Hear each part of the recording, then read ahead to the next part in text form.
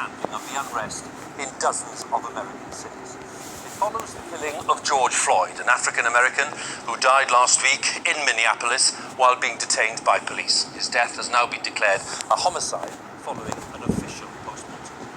On the streets of some cities, there's been more violence and looting, prompting Mr. Trump to say that he will send in the military. The president's Democratic rival for the White House, Joe Biden, accused Mr. Trump of using racist language and of failing in his presidential duty to unite the nation. For the latest, let's join our correspondent Ali Makboul in Washington. Well, hundreds of people outside the White House again this evening, right now with their hands up, with the hands up, don't shoot chant that they've been chanting over recent nights. But at the same time, over the last hour, what we've been seeing is huge convoys of military personnel fanning out across this city. And Donald Trump has promised an even tougher response on people on the streets tonight. That's when he's already receiving heavy criticism for coming down hard on legal, peaceful protesters. Lock him up! Lock him up! Undeterred, they're outside the White House again, but the focus of their anger now is not just violent police officers who kill unarmed black men, but the president as well. It's terrible that people can't protest, which, by the way, is their First Amendment right. President Trump likes to talk a lot about the Second Amendment, owning guns and everything, but won't even comment when we come to do what we are literally raised to do, born to do, as Americans. Donald Trump himself has appeared quite pleased with the way he has, in his words, dominated with overwhelming force.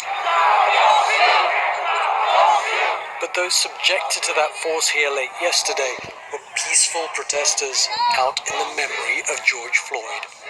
As we speak, I am dispatching thousands and thousands of heavily armed soldiers, military personnel, and law enforcement officers. And with that, demonstrators were gassed and shoved and pushed back from the historic church outside which they'd been protesting, though it was well before any curfew.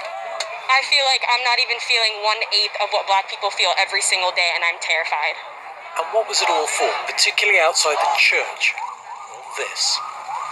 The president took a short walk to St. John's to show he's in control, and apparently to pose with a Bible. Donald Trump's Democratic presidential rival has been critical of his handling of this crisis. The country is crying out for leadership. Leadership that can unite us, leadership that brings us together, leadership that can recognize pain and deep grief of communities that have had a knee on their neck for a long time. But the security forces continue to force back demonstrators on the orders of a president who's claimed to be a champion of free speech. But there's a sense that this will go on. We've been Martin Luther King for ages, for generations on end. It's time for Malcolm X and Marcus Garvey. Like, no justice, no peace. Like, that's not just a mantra anymore. That's about to be a way of life. Although the military and the police have fairly successfully shut down a lot of zones across the American capital, there are still large pockets of protest traveling throughout the city, determined to continue to demonstrate.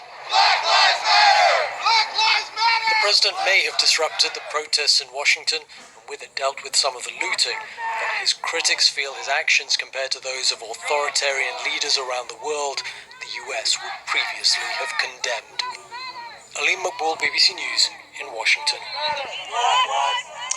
Well, within the past hour, the family of George Floyd took part in a march in his home city of Houston, Texas.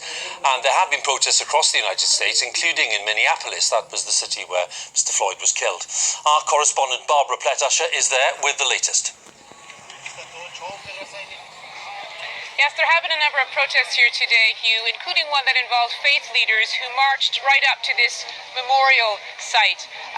The situation has largely stabilized, though, but attention is still very much focused on accountability. One of the officers was charged, and the Attorney General is saying that prosecutors are working as quickly as they can to see whether the other three who were involved in